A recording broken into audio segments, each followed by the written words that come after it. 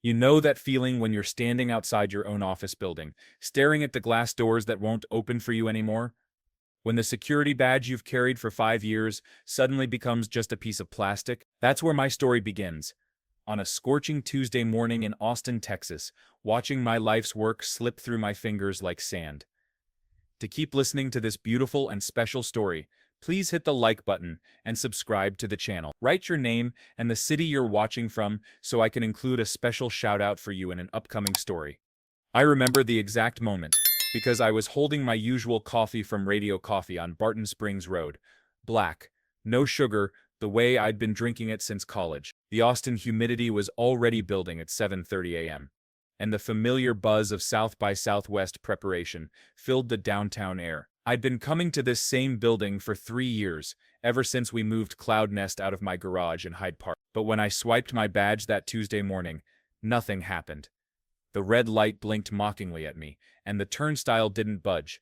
"Excuse me, sir." The security guard, a guy named Miguel who'd always greeted me with a smile, approached hesitantly. "I'm sorry, but you're no longer authorized to enter this building." The words hit me like a physical blow. "Miguel, it's me, Nate Sullivan. I founded this company. There has to be some mistake." He wouldn't meet my eyes. "I'm sorry, Mr. Sullivan. I have my orders." That's when I saw Marcus Chen, my co-founder and supposed best friend since UT days, walking through the lobby with a coffee and a satisfied smirk. Our eyes met through the glass, and he just shrugged, actually shrugged, before disappearing into the elevator that led to our offices. Our offices. God, I was already thinking in past tense. I spent the next hour in my truck in the parking lot, trying to piece together what had happened. My phone buzzed with a text from Sarah, our CFO and Marcus's girlfriend, another detail that should have been a red flag from the beginning. "Check your email. Board meeting this morning." "Sorry, Nate. Sorry." 3 years of 18-hour days, sleeping on the office couch, missing family dinners and my sister's wedding, and she was sorry? The email was brutal in its corporate precision. Effective immediately, I was being removed as CEO due to fundamental disagreements about company direction and concerns about leadership capabilities. The board had voted Marcus, Sarah, and their new investor, some venture capital firm from California I'd never heard of, had formed a majority. But here's what really twisted the knife. They'd structured it so I'd keep my shares but lose all voting rights and operational control. I'd built Cloud Nest from nothing, turned a simple idea about cloud storage optimization into a company worth $12 million. And now I was being kept around like some silent partner who'd write checks and shut up. The worst part? I could see it coming if I'd been honest with myself. Marcus had been questioning every decision I made for months, undermining me in meetings, whispering to Sarah after hours. I'd attributed it to stress, to the growing pains of scaling a startup. I'd been naive. Austin's supposed to be the city where weird thrives, where entrepreneurs reinvent themselves over breakfast tacos and live music. But sitting in my empty house that evening, staring at the garage where Cloud Nest was born, I felt anything but inspired. The irony wasn't lost on me. I'd moved here from Dallas specifically for the startup culture, for the mentality that said you could build something from nothing if you just worked hard enough. Now I was discovering that hard work meant nothing if you didn't play politics. My phone rang constantly, reporters who'd somehow gotten wind of the story, investors expressing concern, employees asking if the rumors were true. I let it all go to voicemail. What was I supposed to say? That I'd been so focused on building the product that I'd forgotten to protect myself from my own partners? The house felt enormous and hollow. I'd bought it 2 years ago when Cloud Nest started generating real revenue, thinking I was building something permanent. Now it just reminded me of how quickly everything could disappear. I found myself in the garage, looking at the folding table where I'd written the first lines of code that would become Cloud Nest. Back then, it was just me and a problem I wanted to solve. Small businesses were getting crushed by cloud storage costs because they couldn't optimize their data management. I'd figured out a way to make it automatic, intelligent, scalable. That table was still there, covered in dust and forgotten tools. It felt like visiting a grave. 3 days of wallowing in self-pity was apparently my limit. I was organizing paperwork, trying to understand my legal options, when I found it, a business card so old the edges were yellowed and the print was fading. Judge Harold McKinney retired, it read, with a handwritten note on the back. For the young man with big dreams, don't forget where you came from. HM. The memory hit me like a lightning bolt. 5 years ago, when CloudNest was just an idea and a rough prototype, I'd pitched at a small tech meetup in a coffee shop near the Capitol. Most people had been polite but uninterested. Too technical, they said. Not enough market validation. But there was this older gentleman in the back, maybe 65, wearing a simple polo shirt and jeans. After my presentation, he'd approached me with this warm smile and eyes that seemed to see right through the nervous energy to the core of what I was trying to build. Son, he'd said in a voice that carried the authority of someone who'd seen a lot of life, I've been watching entrepreneurs for 30 years, and you've got something special. Not just the idea, though that's solid, but the way you talk about solving real problems for real people. Judge McKinney had been Austin's most respected federal judge before retiring. But what I didn't know until later was that he'd also been one of the city's earliest tech investors. Not flashy venture capital, just quiet investments in people he believed in. He'd written me a check for $50,000 on the spot. First money in, he'd said. Sometimes that's the hardest money to find. Chapter 5: The Conversation That Changed Everything. Finding that business card felt like discovering a life preserver in the ocean. I stared at the phone number for 20 minutes before finally dialing.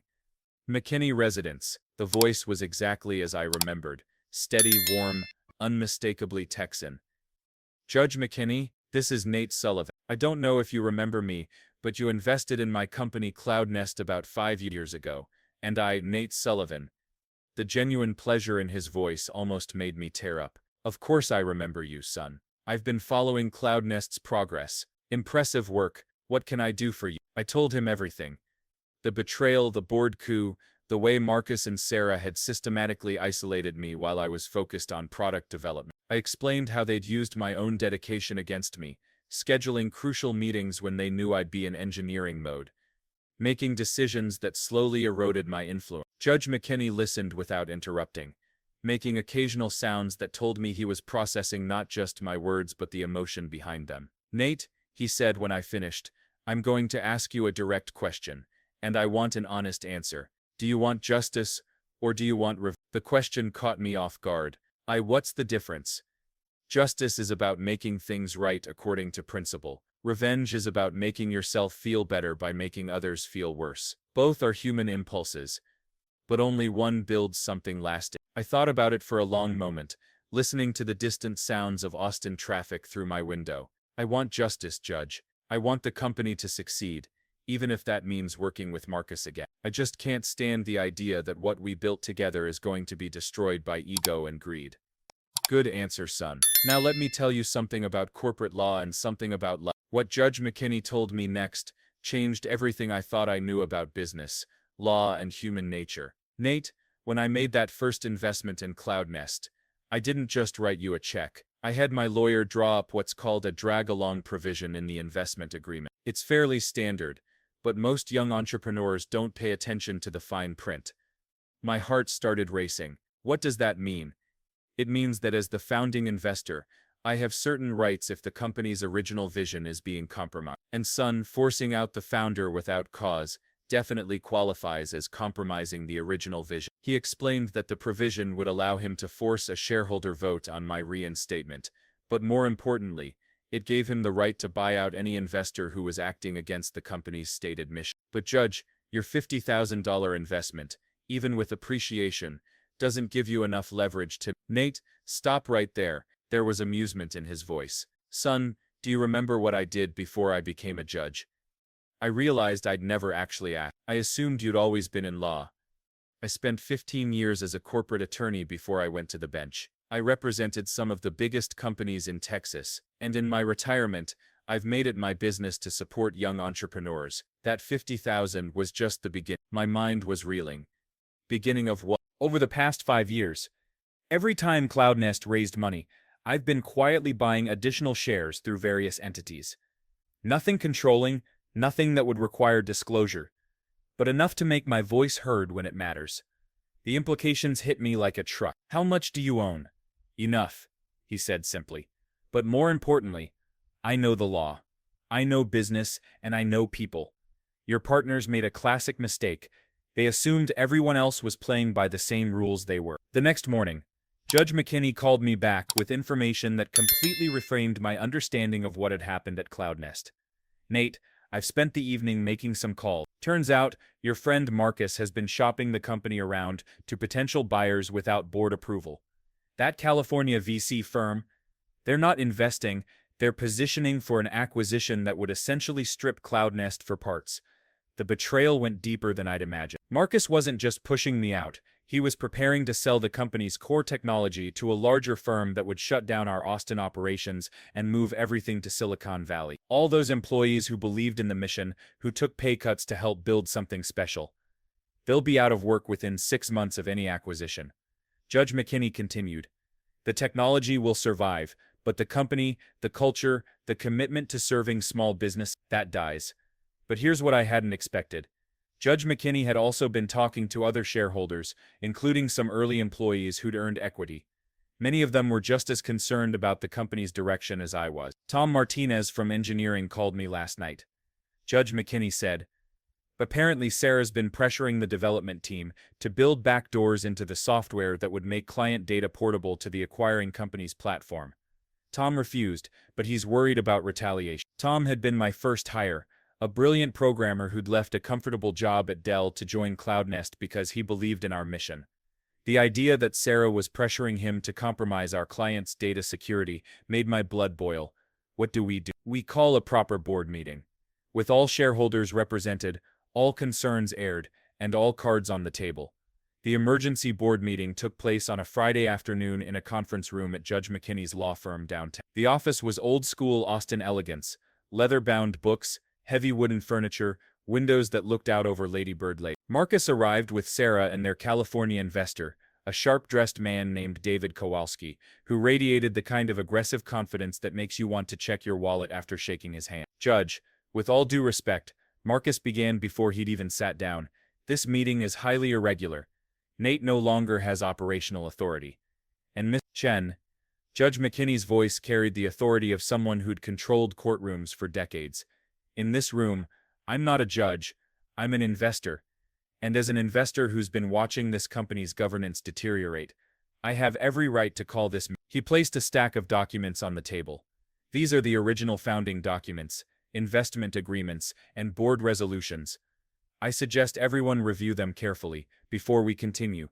What happened next was like watching a house of cards collapse in slow motion. Judge McKinney systematically dismantled every argument Marcus and Sarah had made for my removal. The leadership concerns? Based entirely on complaints from Sarah and David Kowalski, with no input from actual employees or clients. The strategic differences. Marcus had never brought his concerns to the full board, instead choosing to work behind the scenes to build support for my removal. Most damning of all, the acquisition discussions had been happening for weeks without board knowledge or approval. Mr. Kowalski, Judge McKinney addressed the California investor. Berkeley, can you explain why your firm invested in CloudNest while simultaneously negotiating to facilitate its acquisition by one of your portfolio companies? The room went silent. David's confident smirk finally disappeared. By the end of that meeting, the truth was clear. Marcus and Sarah had been manipulated by David Kowalski, who'd convinced them that selling to his portfolio company was the only way to scale CloudNest effectively. They'd bought into the Silicon Valley mythology that Austin couldn't support serious tech companies. But here's what surprised me. When confronted with the evidence, Marcus broke down completely.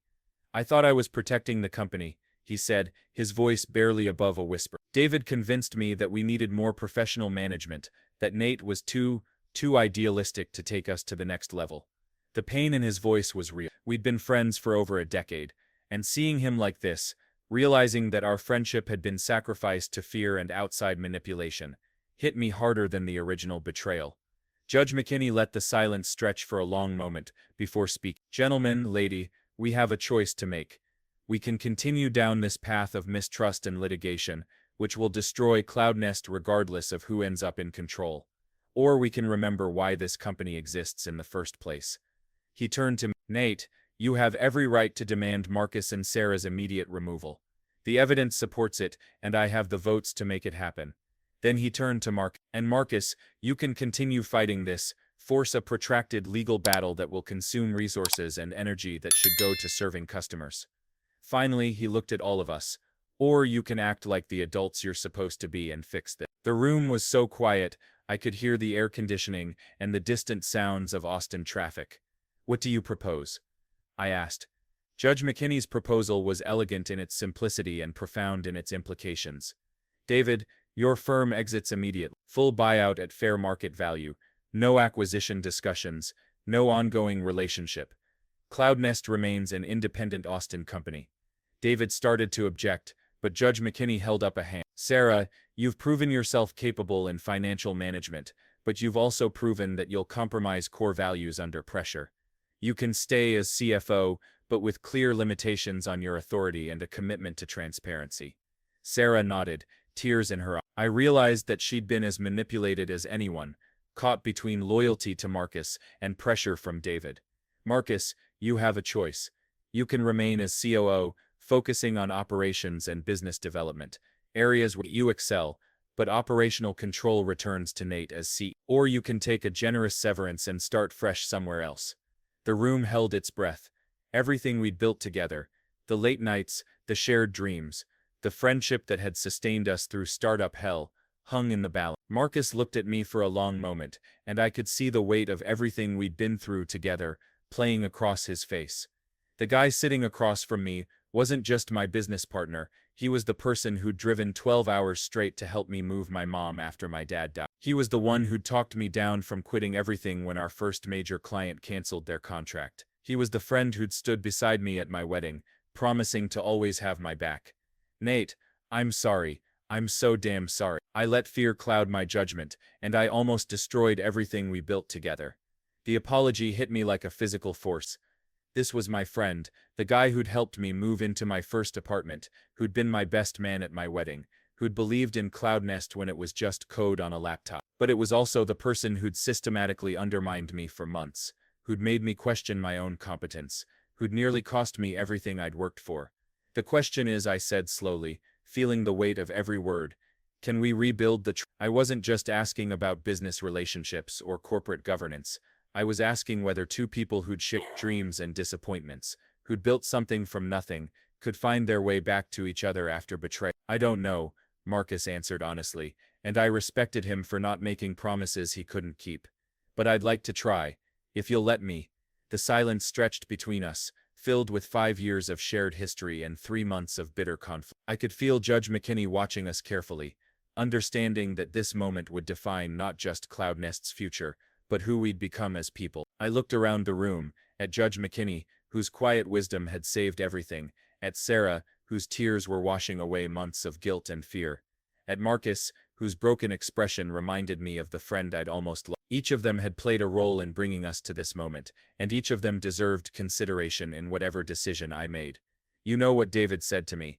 I found myself saying, looking directly at Marcus. He said that Austin entrepreneurs were too soft, too focused on community and relationships to build serious companies.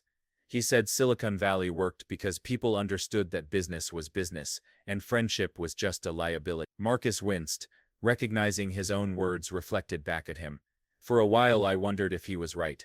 Maybe I was too trusting. Maybe caring about people was a weakness that would always be exploited. I stood up, needing to move, to think on my feet the way I always had when solving complex problems. But then I remembered something. You know what made Cloudnest different from every other cloud storage company?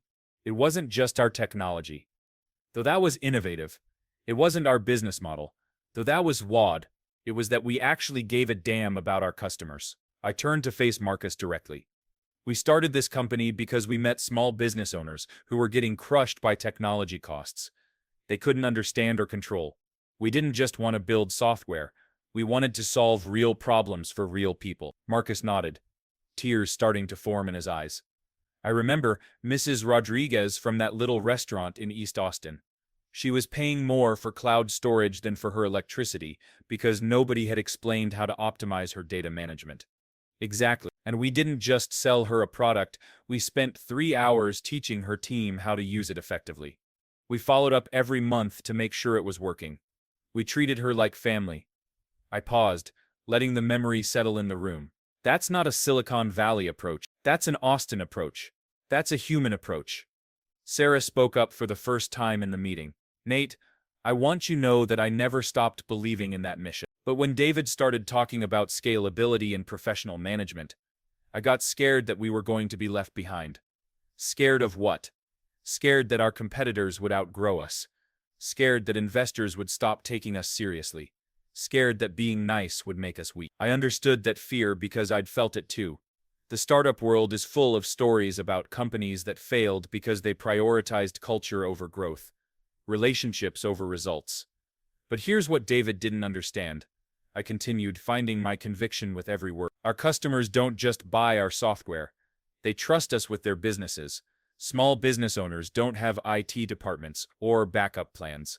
When they choose CloudNest, they're betting their livelihoods on our reliability and our integrity. I turned back to Marcus. We started this company to help small businesses succeed. We believed that with the right tools and the right support, anyone could build something meaningful. I still believe that. The room was completely quiet now. Everyone focused on what would come next. But we do this my way. No more secret meetings, no more outside pressure to compromise our values. We serve our customers, we support our employees, and we build something that makes Austin proud. Marcus straightened in his chair, and for the first time in months, I saw a glimpse of the friend I'd known for over a decade. Your way, he said firmly. Always should have been your way. Judge McKinney smiled for the first time during the entire meeting. Gentlemen, I believe we have an agreement. The legal details took another 2 hours to work out. But the hard part was over. David's firm would exit within 30 days. Marcus would transition to COO, with clearly defined responsibilities, and Sarah would remain as CFO with new oversight requirements. Most importantly, CloudNest would stay independent, stay in Austin, and stay true to its founding mission. As we were leaving the conference room, Judge McKinney pulled me aside. Nate, you made the right choice today. Not just for business, but for your character. It doesn't feel like a choice, I admitted. It feels like the only way forward that I could live with. That's how you know it was right.